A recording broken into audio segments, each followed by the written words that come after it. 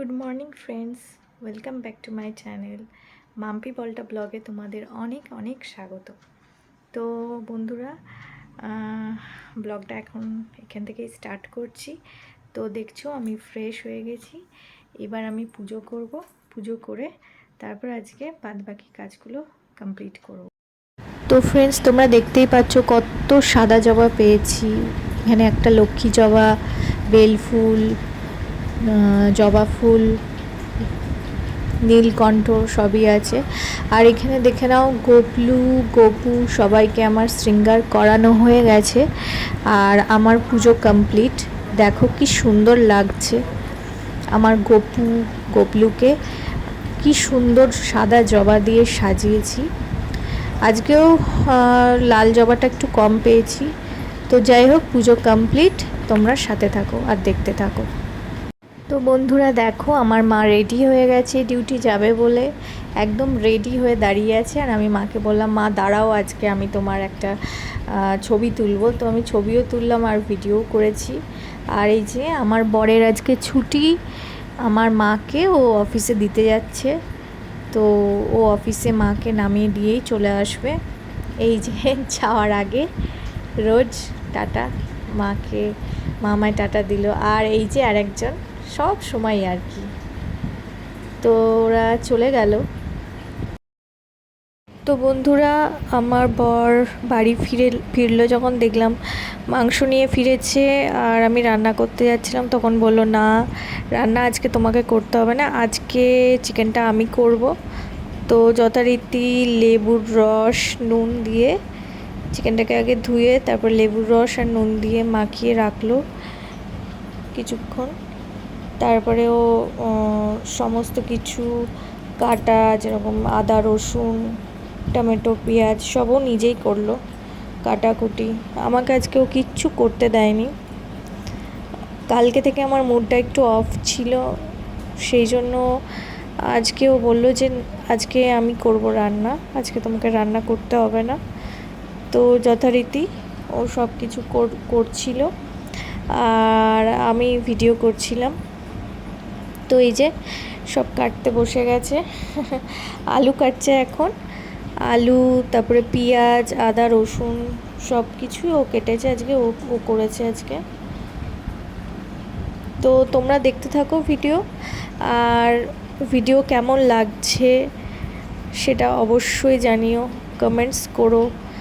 আর অবশ্যই সাবস্ক্রাইব করে দিও। কেমন লাগছে প্লিজ জানিও।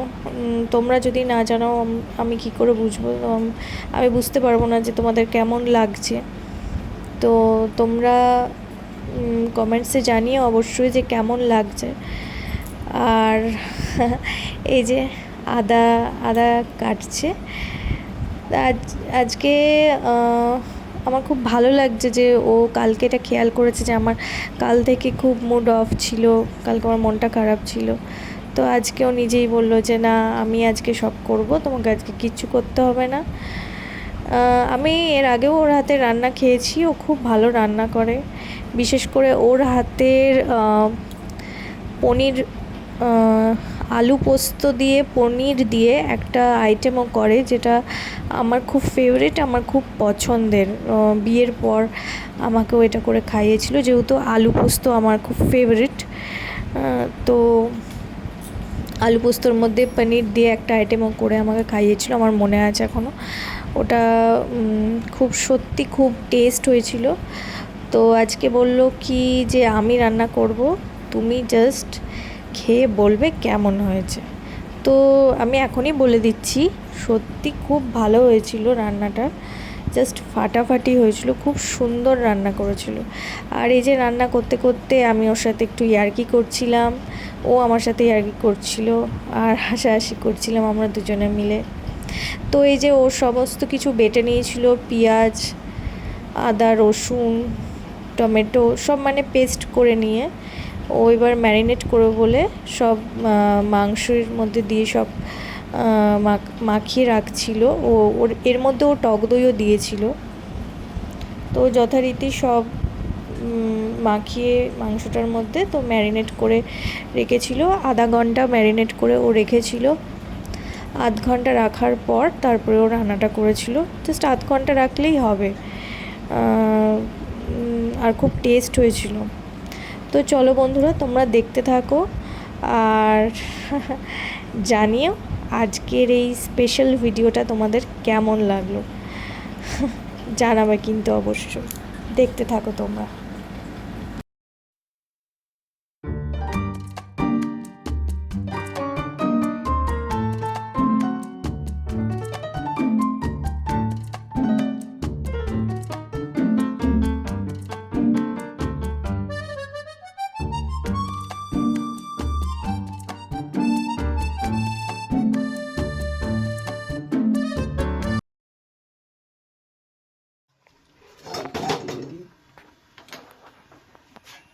এখানটা একবার এসো,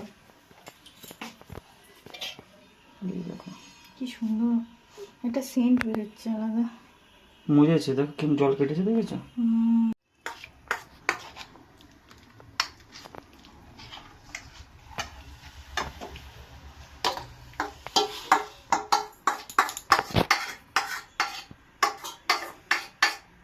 এটা হচ্ছে অয়েল ছাড়া চিকেন, পুরো তেলের কোনো গল্প নেই, তেল ছাড়া চিকেন কারি।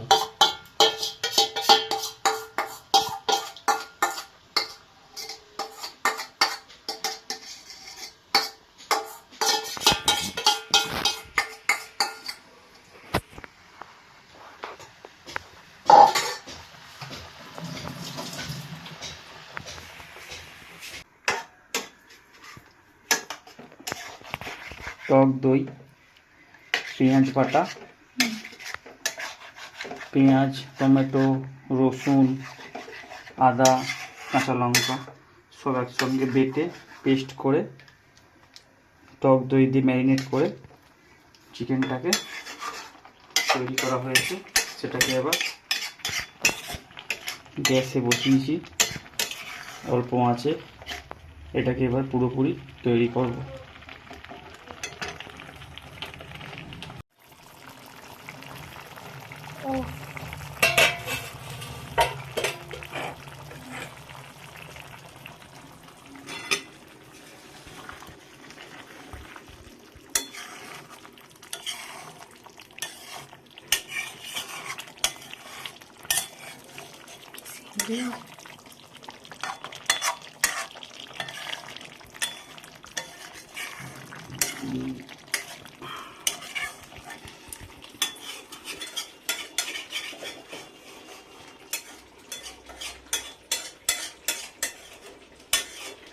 তো বন্ধুরা, আজকের রেসিপিটা কেমন লাগলো তোমরা জানিও, আর সাবস্ক্রাইব করে দাও চ্যানেলটা।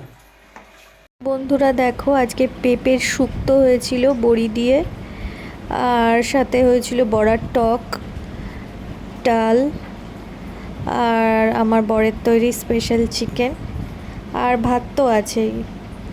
তো চলো লাঞ্চ করে নিই। আর আজকের মতো ভিডিওটা এই অবধিই রাখছি। আগামীকাল একটা সুন্দর ভিডিও নিয়ে আসছি, ততক্ষণ সাথে থেকো। Good bye.